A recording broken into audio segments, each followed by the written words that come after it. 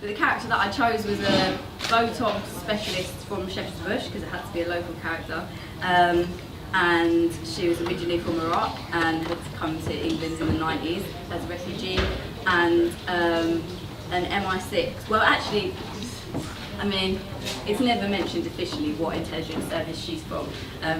We do say MI6, but you know, there's others. So she might be from another one. That basically this woman comes and does an interview with a Botox doctor, acting as if she's from a fashion magazine and wanting to interview her about what she does, but then it becomes apparent that there's a lot else going on. So what I'm going to do is I'm going to read Abla, the doctor, in a generic southern accent, and I'm going to read Camilla, the agent, a recruiting agent, with a generic northern accent. So hopefully I'll be offending all sides equally, and it's fine. So it's just going to be a few minutes. Look, I completely understand your slight hostility to the ministry, perhaps even to this country, but what slight hostility? Surely in a special section you do your research before you ambush someone. You don't have Facebook? Are you serious? These days it's tricky when someone has no personal online presence. Oh, world-class intelligence then. All we could find was an article written when you were a student, arguing the Palestinian case against Israeli expansionism.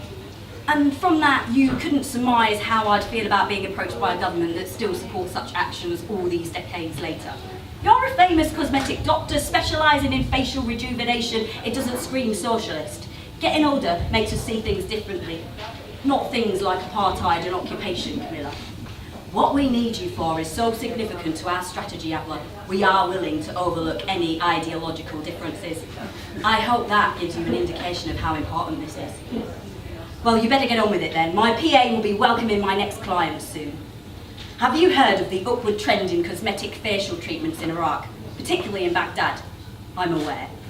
The relative rate of treatments is outnumbering those even in America, and every woman who can afford it, and a few men, are botoxing and peeling and nose jobbing their way out of decades of despair.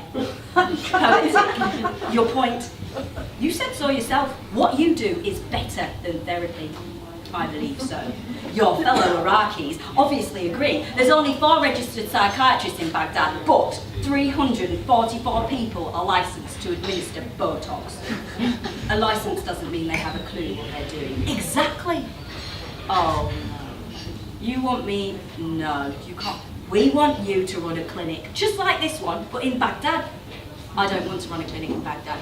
You'll be in stratospheric demand. The best Botox doctor in London, and she's Iraqi. Perfect. Again, slowly. I don't want to run a clinic in Baghdad. I'm very happy in Shepherd's Bush, thank you. As you know, clients talk when they have treatments. They're nervous, it's intimate. They talk.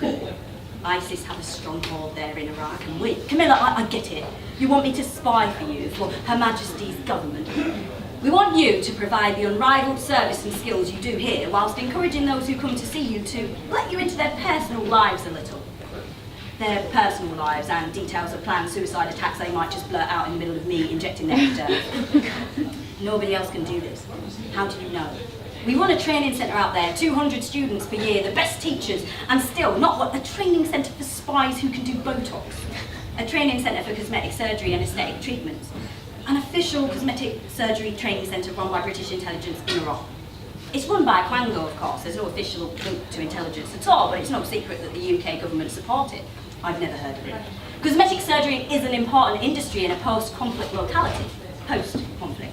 Well, officially. Look, we encourage anything that subverts the political rhetoric and the idea that women should cover themselves. We want them to feel free whilst spying on them. We only want to know more about certain women, not average citizens. What you've said, you know, it shows how nothing's changed at all. Meaning, the level of knowledge you have of Iraqi life after all this time, it's so superficial and insufficient. Women can get their noses hacked away and their faces frozen to the ice age, but they'll stay covered, and if they don't, that doesn't make them more free. You must know that. We don't have the data. You don't need data, Camilla, you just need eyes. We need your eyes.